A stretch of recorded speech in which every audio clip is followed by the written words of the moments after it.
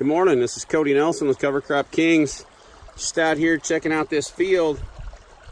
This is actually the same field that was in a previous video talking about tillage. So I just wanted to look at this. This was chisel plowed last fall after corn, and wanted to show you some of the washouts here.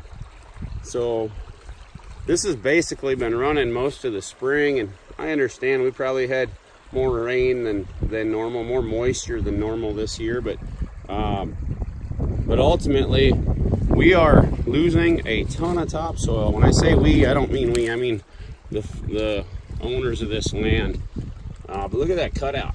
It's actually cut down from the bottom of the water to where it was level at about 2 feet.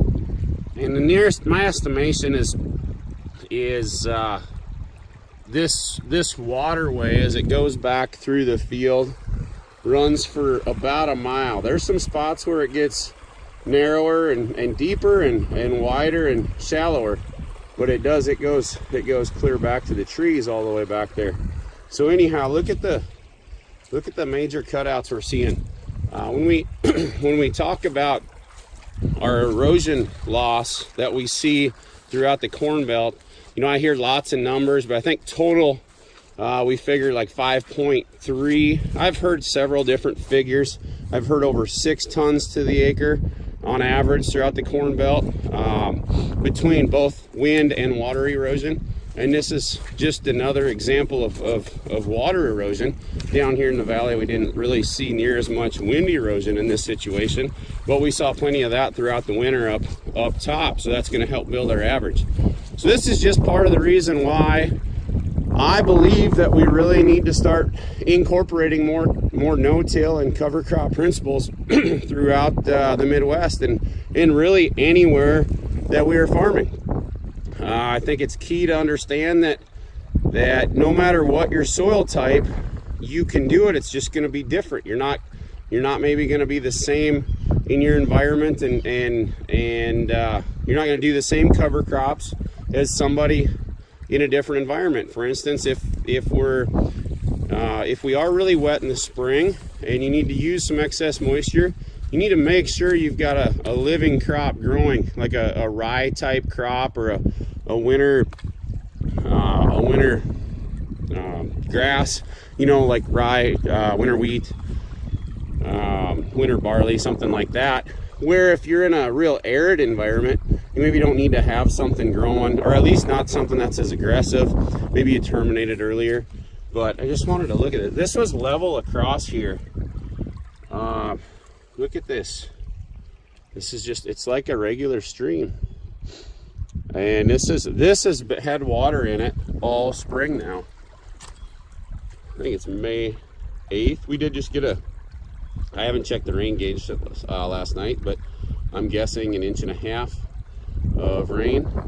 So it's definitely extreme, but this happens every year, folks. This isn't just this year. Every year we've seen this on this field. It's just butts up next to me, so I get to watch it closely.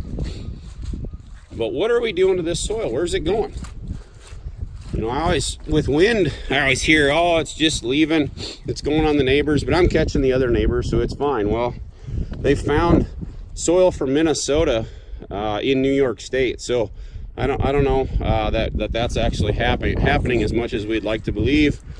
And then this stuff's going right to the Gulf of Mexico, and unfortunately it's taking your nutrients with it. So not only is it taking the soil that you bought and paid for, but it's also taking your nutrients that you put on and apply every year. So let's do whatever we can, folks, to keep this on the land. Let's try and keep our soil, keep our topsoil there, and do whatever we can to keep all of our nutrients there. And hey, guess what? If we hold them nutrients and we cycle those nutrients, we get to cut back on some of our nutrients down the road, on some of our input costs.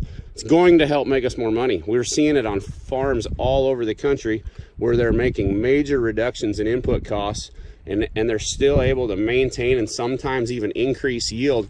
But most importantly, in an environment like we're in, they're increasing their net profit. And in a time like we're in right now, that is an absolute must. I know there's a lot of farms really struggling out there trying to figure out a way, but remember, you cannot continue to do the same thing over and over again and expect different results. You have to make some changes on your farm.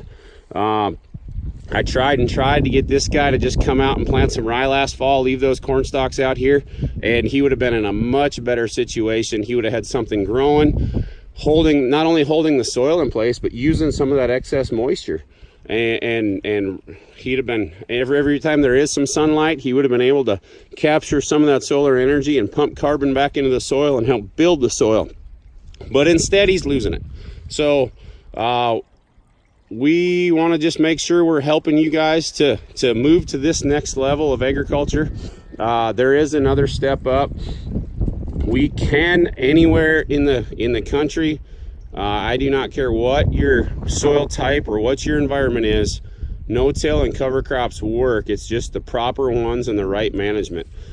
So if you've got any questions, look us up. Check out soilrx.net. But so keep watching these videos. Hit the like button if you would.